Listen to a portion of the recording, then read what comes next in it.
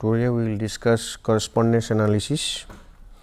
Correspondence analysis is a multivariate analysis.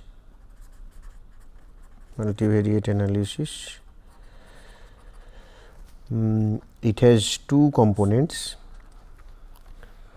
One, it deals with categorical data.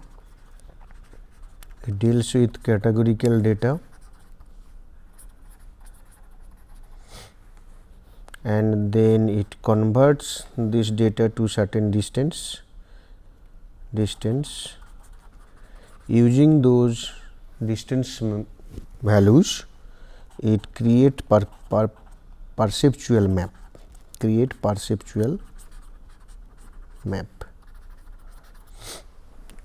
Okay.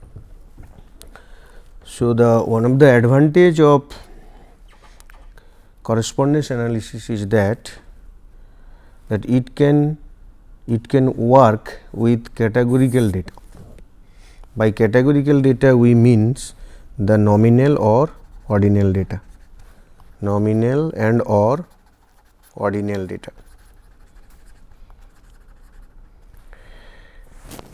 Actually, in correspondence analysis, the data are observed in terms of counts or frequency.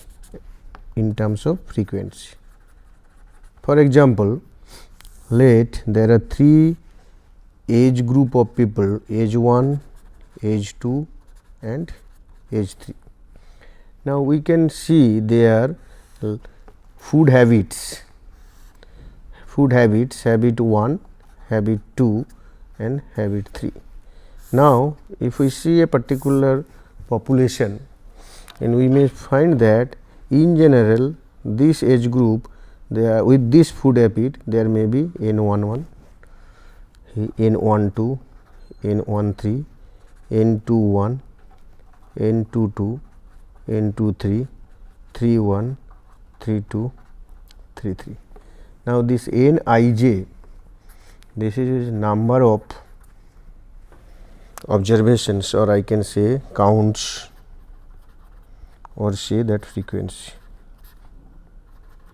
that is frequency data. The question comes that is there any relationship between these frequencies observed with the variable called age, which is categorized into three groups? Is there any relationship between the observations here, for example, this with the food habits? Is there a relationship between age and food habit in realizing this frequency counts? So, all those things can be captured through correspondence analysis. Okay. Now, if we go back to the history of correspondence analysis, we will find that correspondence analysis was developed by Jean-Paul Banecki and his colleagues in 1960s. This is a geometric approach on multivariate descriptive data analysis. So, the way Jean-Paul Banecki and his team developed this correspondence analysis, that same approach we will follow here. So, let us see that what correspondence analysis can do. Correspondence analysis is a dimension reduction technique similar to factor analysis, but extend factor analysis into counts, handling of categorical variable particularly measured in nominal scale, developing perceptual maps of extracted components. So, what I mean to say here, that you require to develop a contingency table or cross table, both are same. When you say about contingency table or cross table, this is basically bivariate table, and here you see, although age is a continuous variable, but age is made as it is a nominal variable by categorizing into three groups, but food habit is definitely a nominal variable. So, if you want to use correspondence analysis, you have to have the variables of interest in nominal scale. Now, if you use ordinal data also, it will be treated as nominal data. If you have continuous data, then you convert them to nominal data, and the sole purpose is to understand whether there is correspondence between the observed frequencies and the variables considered either independently or jointly. It is similar to in case of ANOVA. We have seen that there are two things in ANOVA, one is main effects and interaction effects. Now, main effects related to the factors like your age and food habits, interaction effect between the factors. So, similar way, but in ANOVA, what is required? It is required the data, the response variable should be continuous in nature. Here it is different, and correspondence analysis has also relation similarity with log linear model.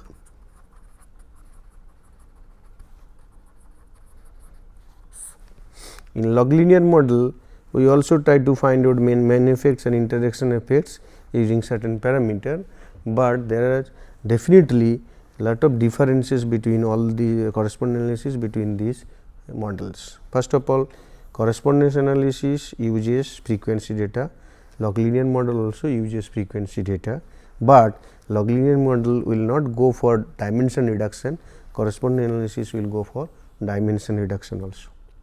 So, it is one way principal component analysis or similar to factor analysis like. In another way, it is having also a capability to identify the relationship between the categories across variables, categories between variables, and it also has the potential to create map.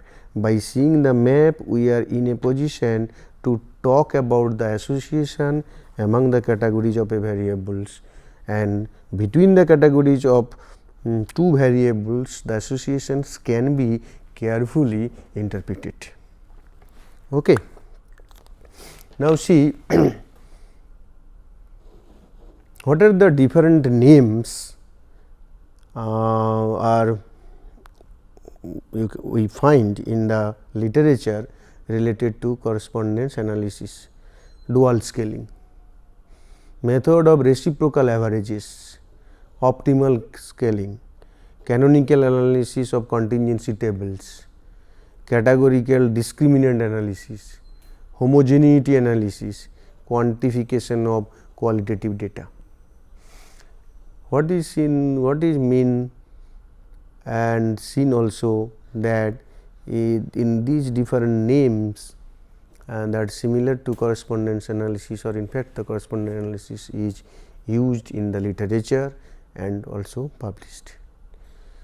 Now, correspondence analysis, another important issue here is that it captures the nonlinearity between the variables represented in the contingency table.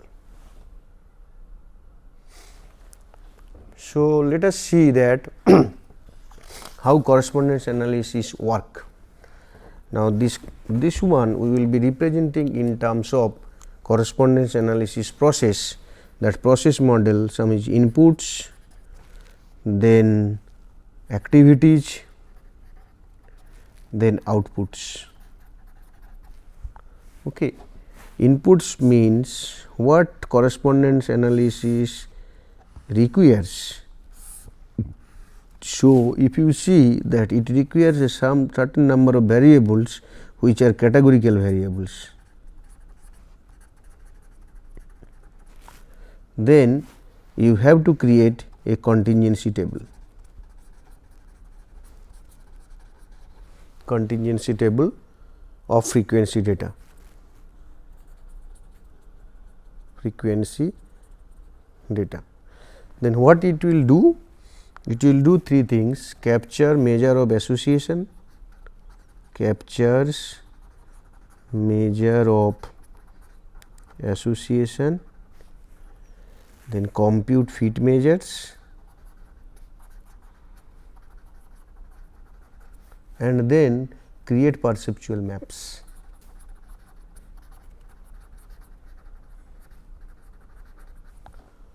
So, what are the outputs then? There are some, one is that perceptual maps,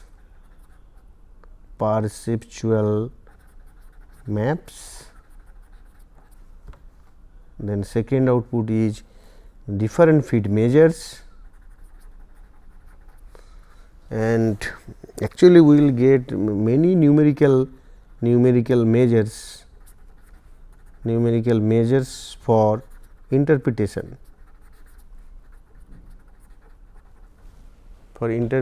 of CA results. Okay. So, that means if we want to use correspondence analysis for some purposes, what you have to do? You have to first find out what are the variables of interest, list those variables, collect data, then what will be the data structure? Data structure will be similar to like this: I 1 to n number of observations. Now, your categorical variable 1, categorical variable 2, similarly categorical variable may be p.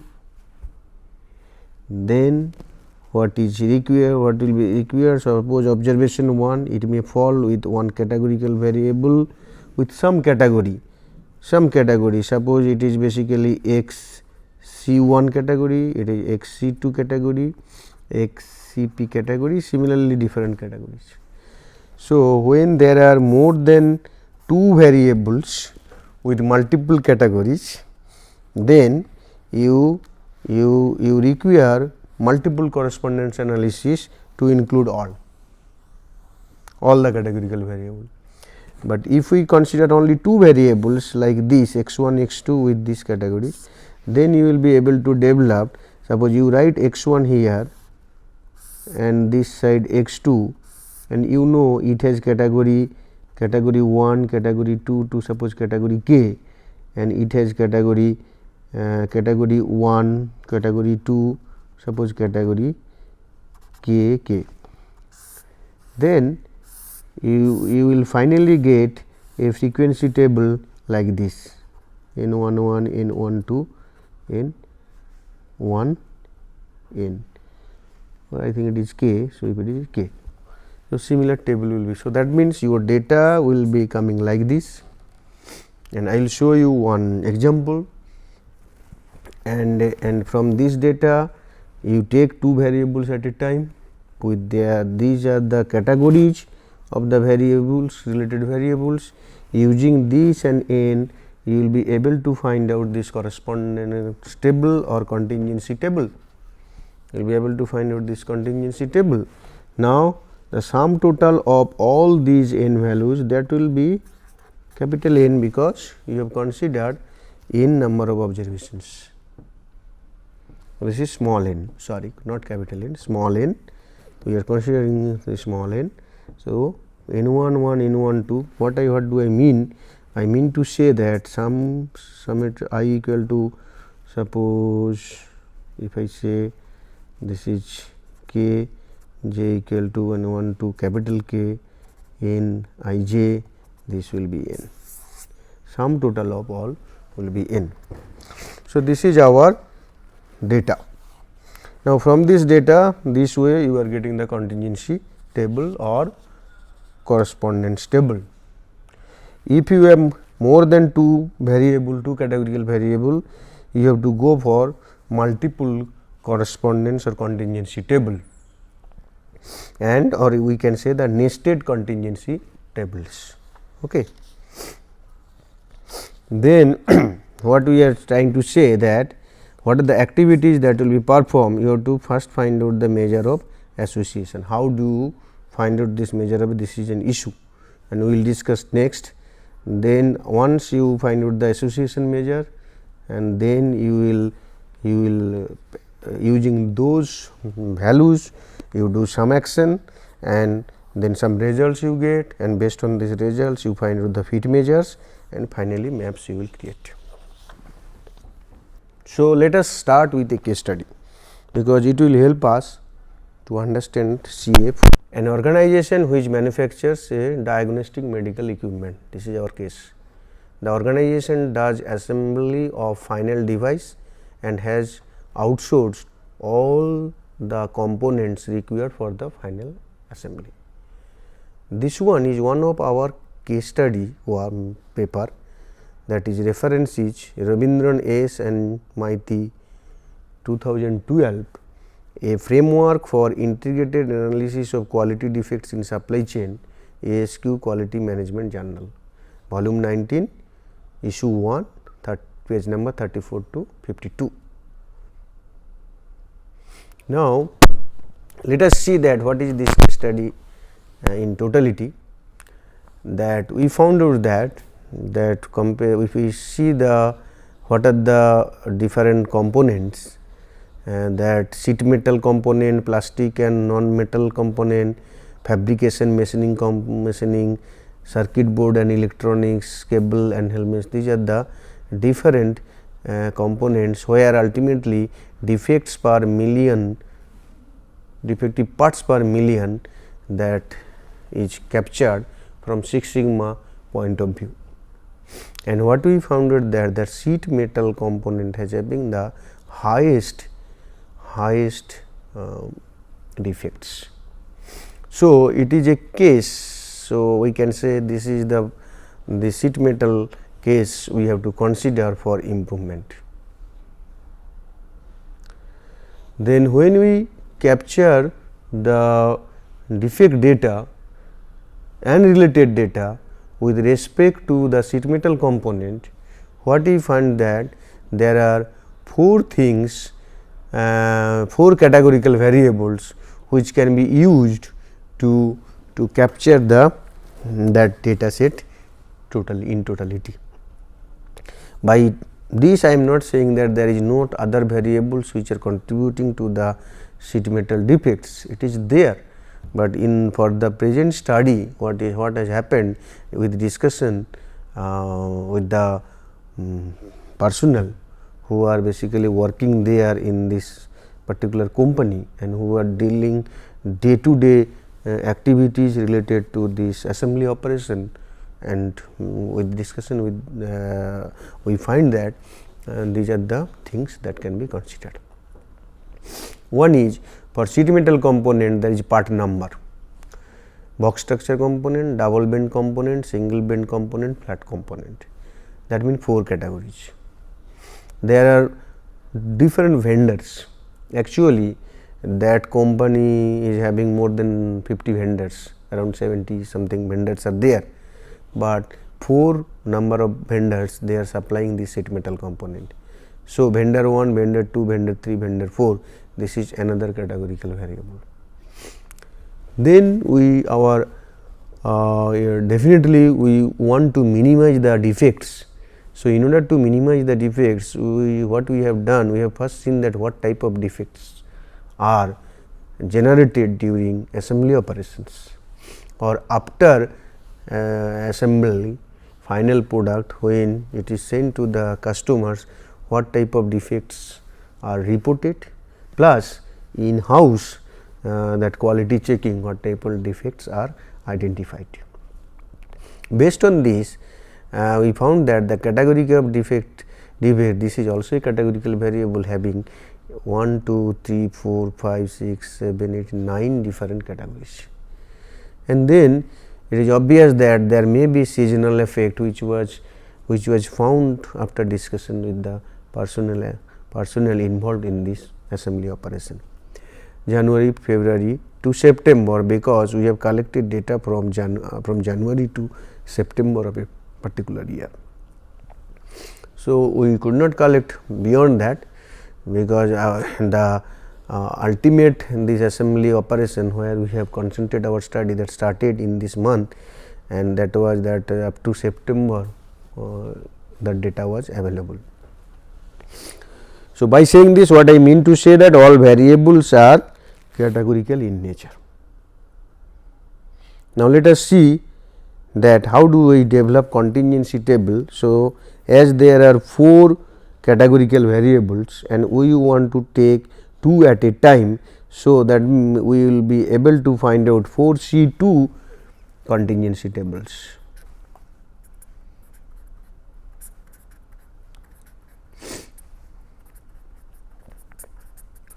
So, 6 contingency tables,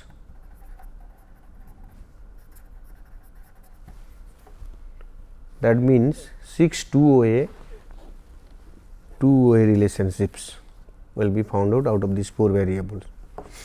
But let us see one after another.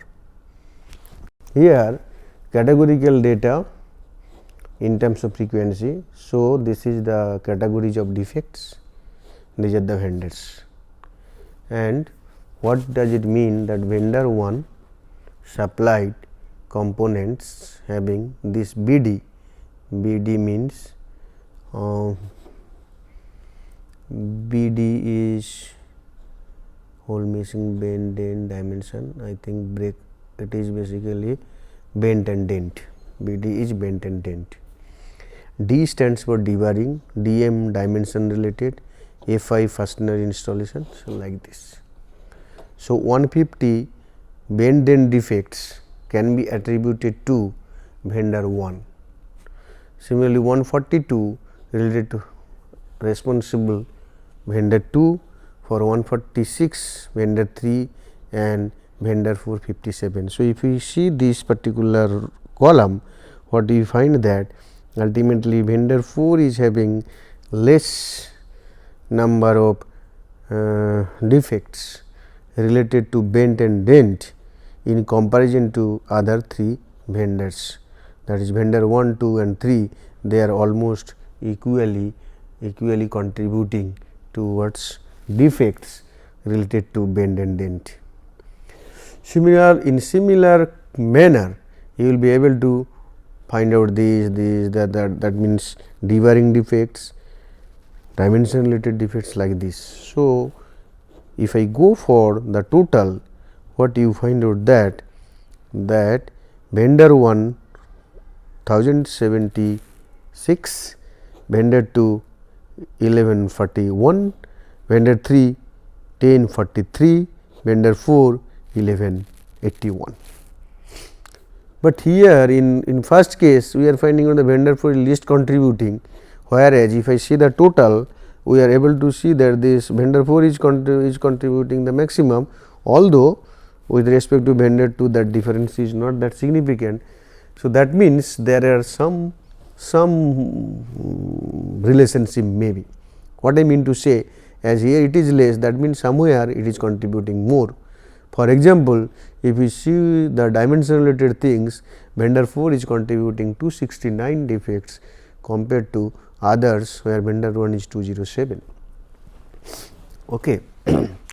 So, in this manner what we mean to say that, so there may be relationship between the vendors and categories of defects. Okay. So, this table is known as contingency table. Now, you can generate similar contingency table for what are those things. First one we have done category of defect versus vendor, this is one. Then category of defect versus, you can go for part number, then your category of defect versus your time, then your vendor versus part number, then you can say vendor versus time, then number is sixth one is your vendor part number versus time. So, 6 tables. Now, 6 simple correspondence analysis can be done. So, we can say this is M1, M2. So, like this. So, there will be M6, model 6, M stands for model.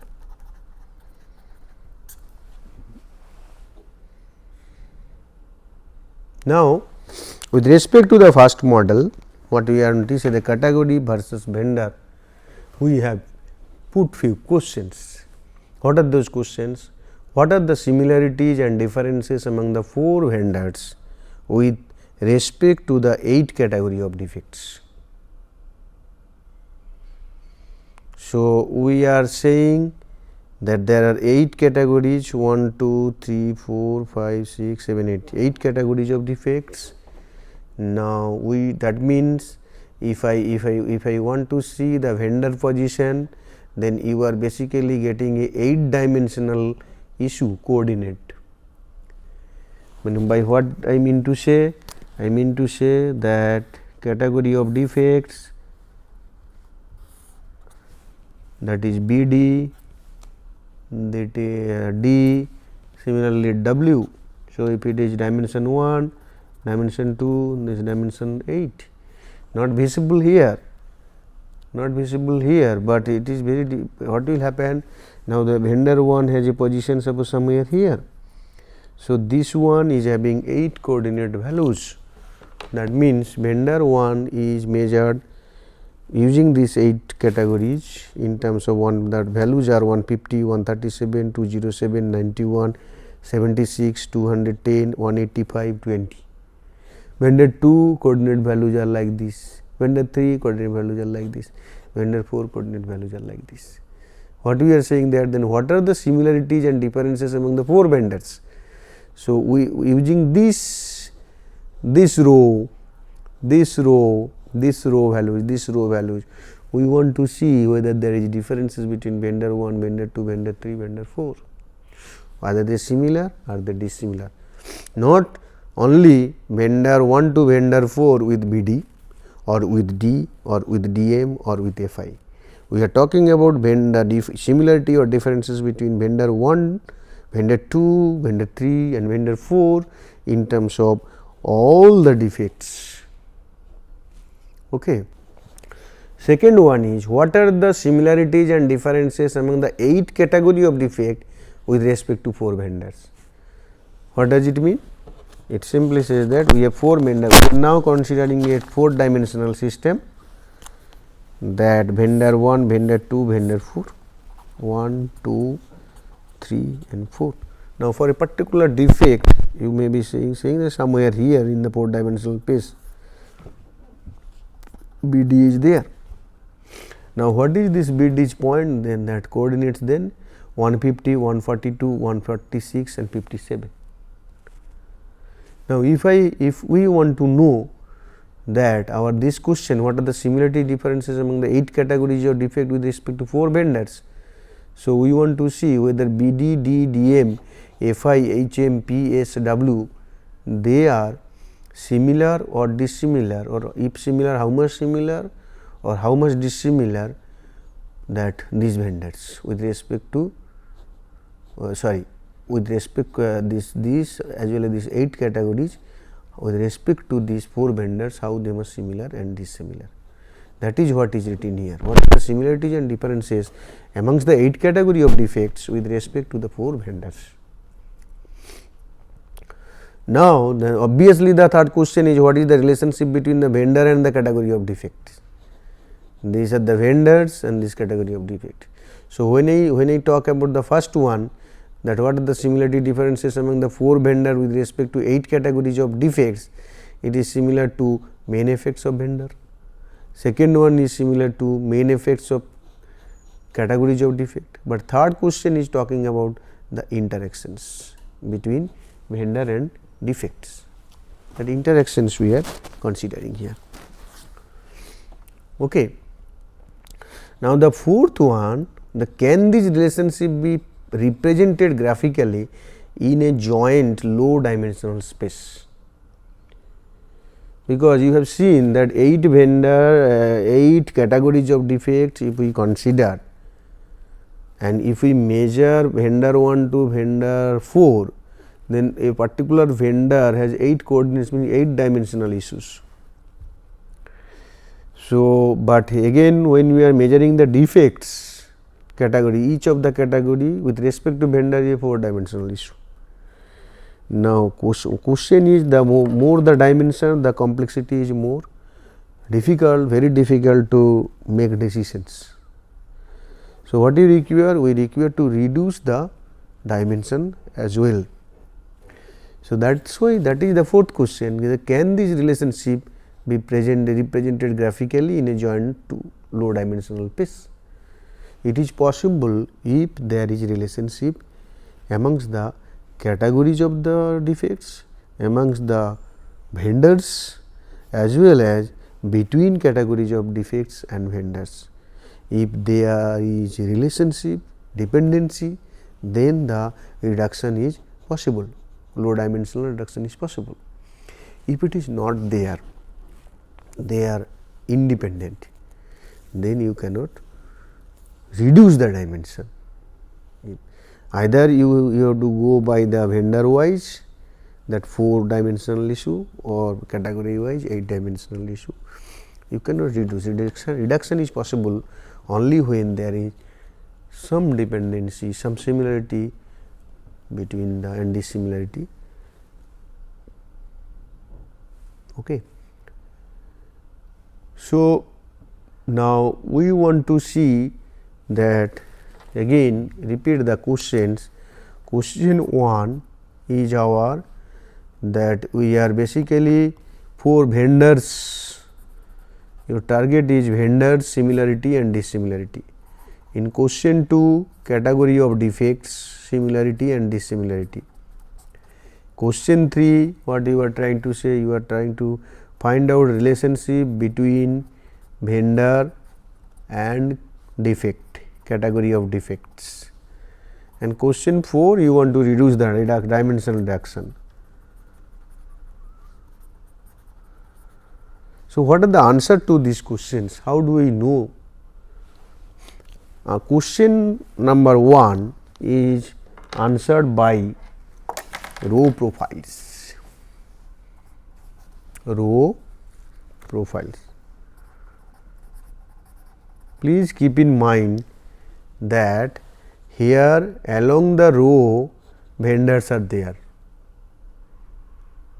along the rows.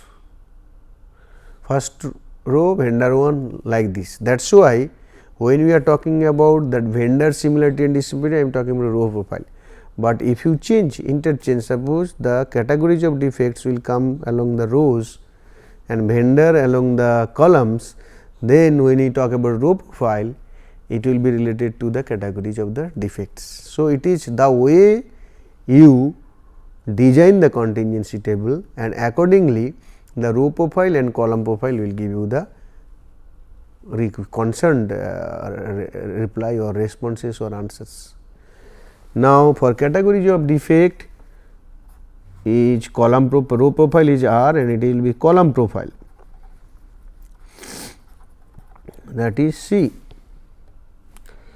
Now, is there any relationship between this or not? That we will be capturing through weighted chi-square distance.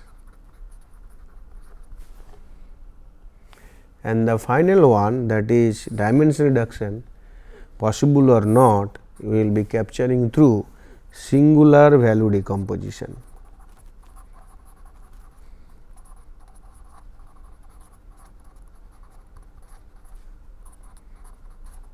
SVD. Okay. And actually what happened, SVD will give us different new dimensions, hidden dimensions, latent dimensions, and then we will consider 2 of the most prominent dimensions, and then we create perceptual map using these dimensions, perceptual maps. Using these 2, we will be seeing the answering the fourth one. Now, let us see that what is row profile.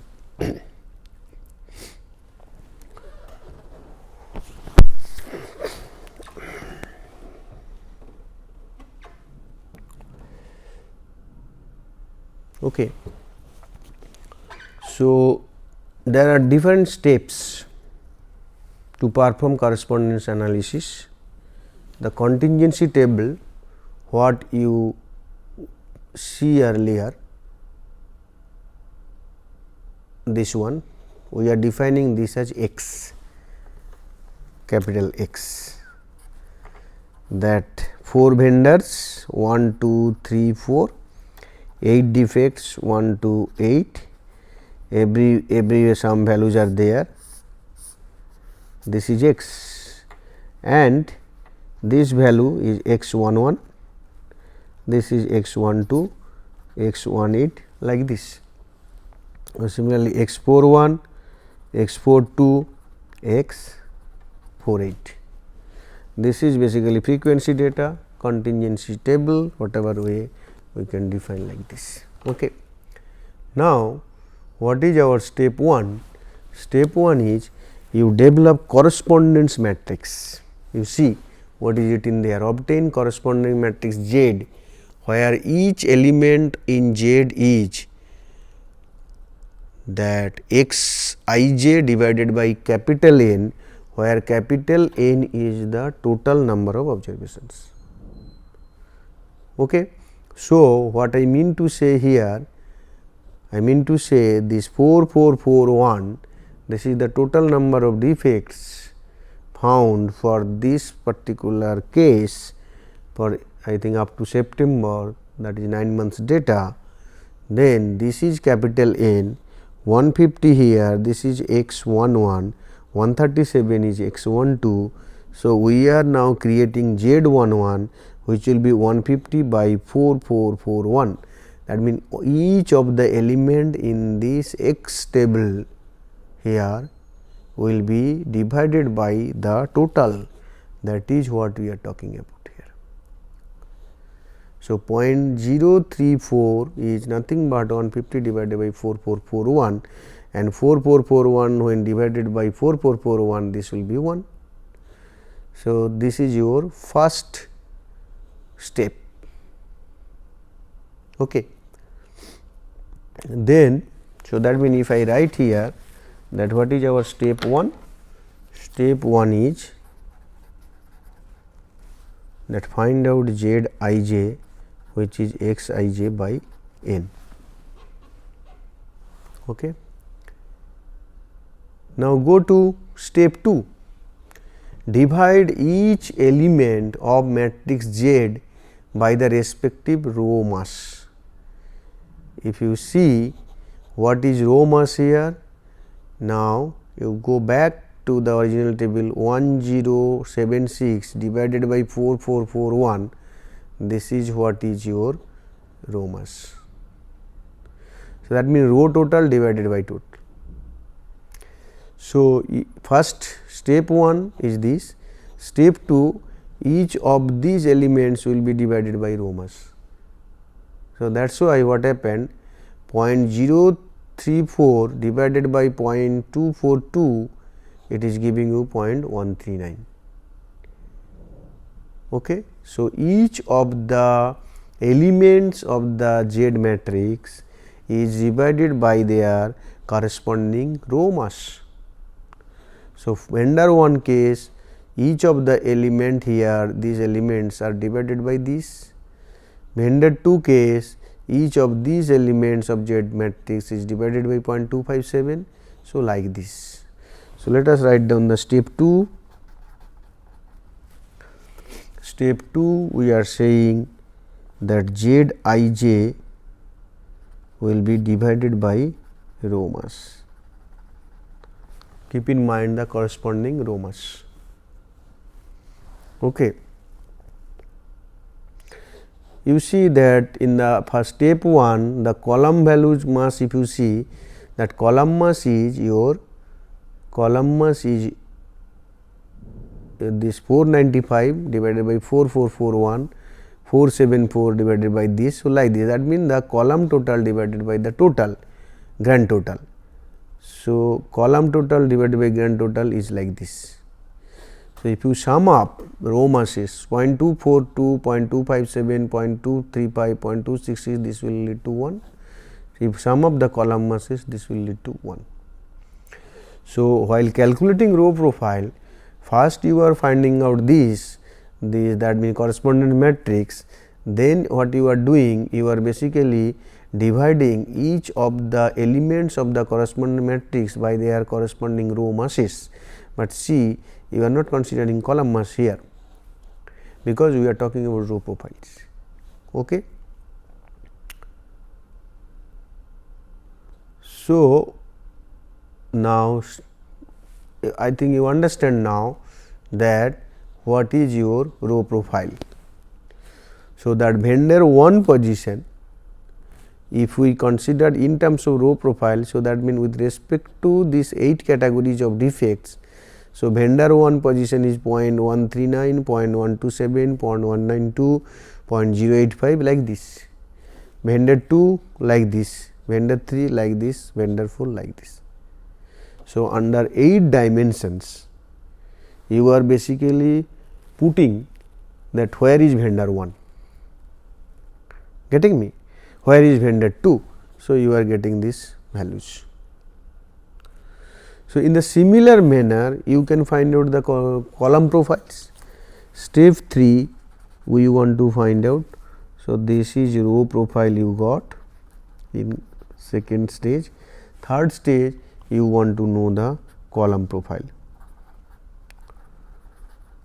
What you will do again? You will basically Zij by column mass, that this work you do basically.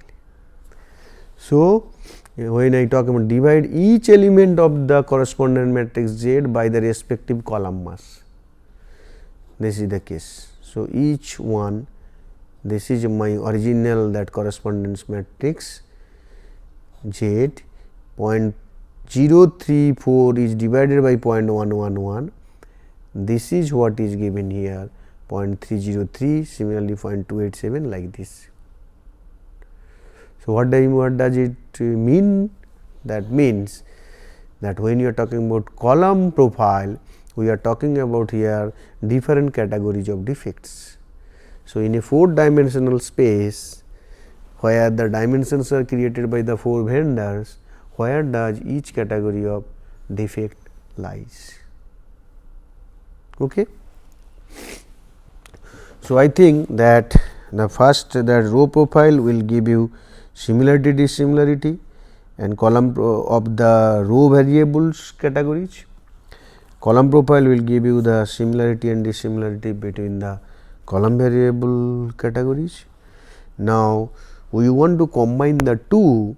So, we require to have some other measure, what is known as step 4 here, that weighted chi-square distance. Okay. So, weighted chi-square distance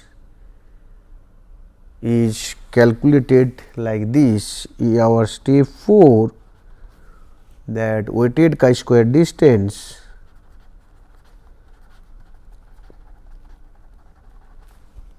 which we are talking about as d, and we are writing this d equal to dr minus half Z minus RC transpose into DC minus half. Okay. So, this is basically R stands for row, C stands for column. What way it is done now? Now, Z, what is the Z matrix? This you have seen that 4 categories of 4 vendors cross 8 categories of defect. Now, R, which is row profile, which is 4 cross 1. So, that means this one is nothing but 0.242, 0.257, 0.235, 0.266. Now, what is your C? C is 8 cross 1. 8 cross 1, that is 0.111, in the same manner that 0.025. So, if I multiplied these two R C transpose, this will ultimately lead to 4 cross 1, 1 cross 8. So, 4 cross 8 which is matching with this one, this totality, it is a matrix of dimension 4 cross 8. Then what is our dr? You also require to know what is dr. dr here it will be a diagonal matrix where the diagonal elements for this will be the row masses.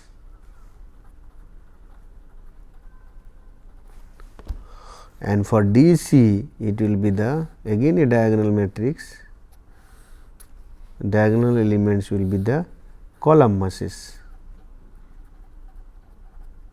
What is of diagonal elements? 0 in both the cases.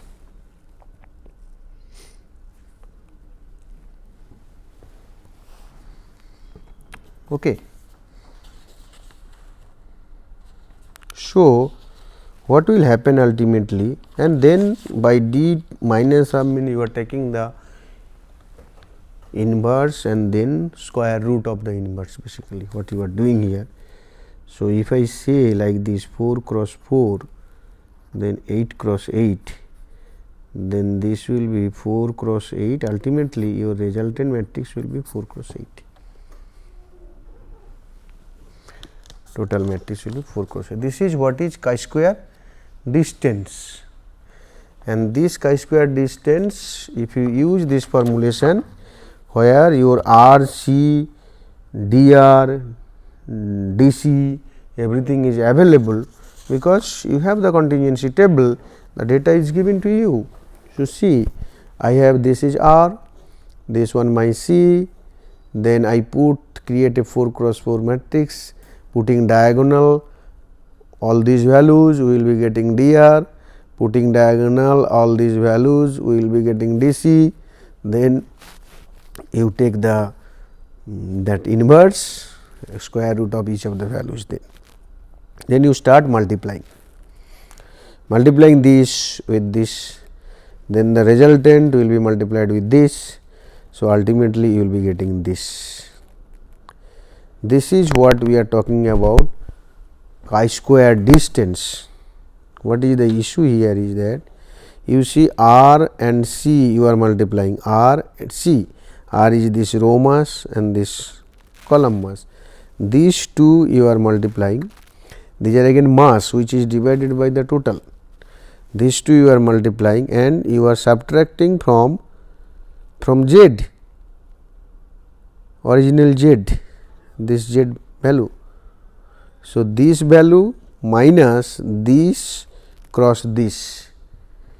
So, if there is no independency between these two, Bender versus this, from the marginal probability concept point of view, what we know, this joint probability here, this will be the sum total of the, that is the multiplication of the marginal probability, independent case. So, in that case what will happen, this cross this or this minus this cross this will become 0, distance will be 0. If there is some distance, that means there is some relationship between these two sides. Okay. Any problem? I do not think that there will be any problem, but it is a very straightforward things.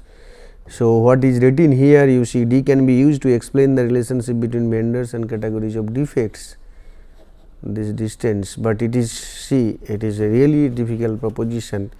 It is very easy to say, but when you talk about Bender, it has distance with respect to this all categories of defects.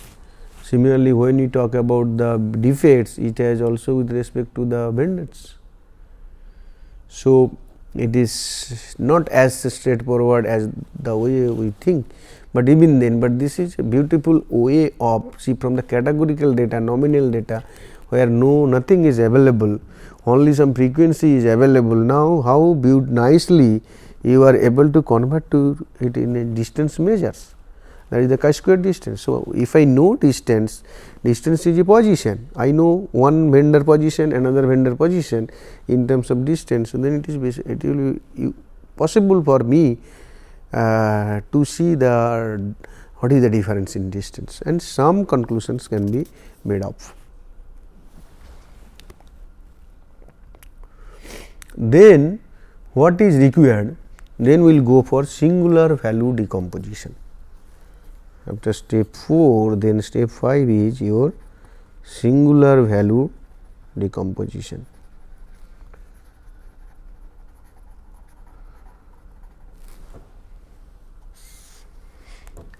Okay.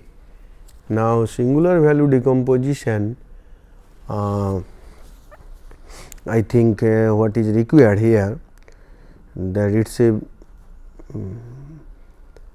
matrix algebra issue. I think that any matrix can be decomposed depending on the nature of the matrix.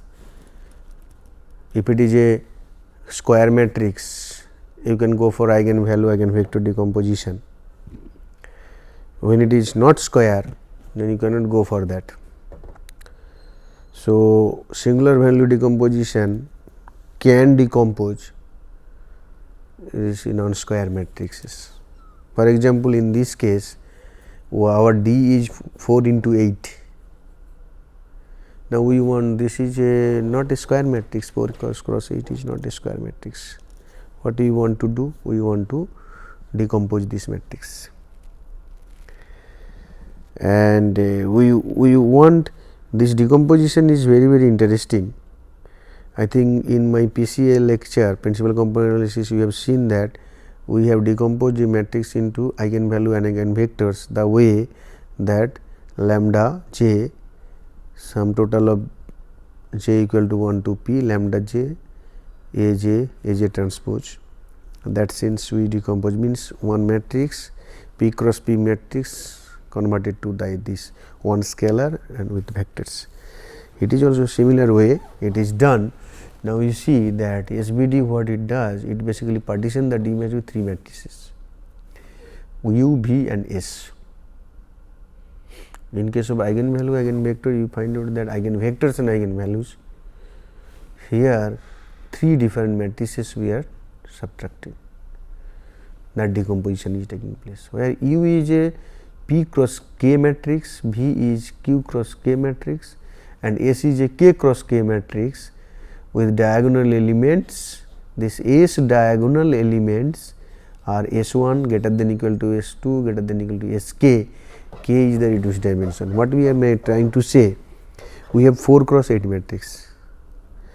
Now, we are saying there is dependency, and because of this feature, what we are saying that this matrix easily can have reduced dimensions. Okay. So, that reduced dimension, what is that reduced dimension? That K is minimum P minus 1 Q minus 1. What is P? P is, suppose P is the rows, number of rows. We have 4 rows, we have 8 columns. So, P minus 1 is 4 minus 1 3, Q minus 1 is 8 minus 1 7. So, the K can be minimum, K is minimum of 3 and 7, which is 3. Now, so that means what I mean to say, this 4 cross 8 matrix, it can be decomposed into lower dimensions, that is maximum, that dimensions will be 3. Like principal component, we can be extracting 3 pieces from this D matrix, chi-square distance matrix. So, but 2 component we are always preferable, because then the visual interpretation, the graphing of the 2 components, all those things will be possible, but 3 component also possible to map graphically. Okay. So, that means essentially what you are doing, then your D matrix, which is we are talking about, D is P cross Q matrix, it is P cross Q matrix. This you are creating like this, U, that is P cross K, S K cross K, and V K cross Q. Okay. So, if you say no, it is then V transpose U, right, because we want U will be P cross K, V will be Q cross K, and S definitely K cross K. The element of this S,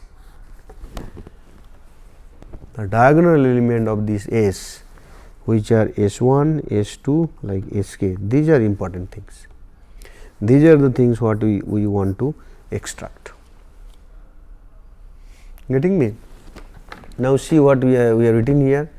Sk is the singular value. This Sk value is known as the singular value for the kth PC. So, that means what we are saying here, we are saying that we are able to extract k PCs, k principal components. S1 is related to first principal component, S2 related to second principal component, like this, Sk related to kth principal component. So, this is the singular, all singular values. This singular value, if you square it, you will be getting eigenvalue, and all of you know by this time that eigenvalues are the variance explained component. What is the amount of variance of the original data set captured by the kth principal component? In this case is given by Sk square. Okay, it is similar to lambda k, where lambda k is the eigenvalue. So, that means eigenvalue is the square of singular value.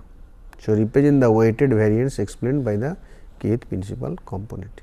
We will stop here, then I will in the next class I will continue with this singular value decomposition approach, and we will see with this particular case how ultimately we lead to developing perceptual maps, means creating different principal components, their coordinate values, then mapping them, then finally what will happen from the numerical measures of CA as well as the maps we want to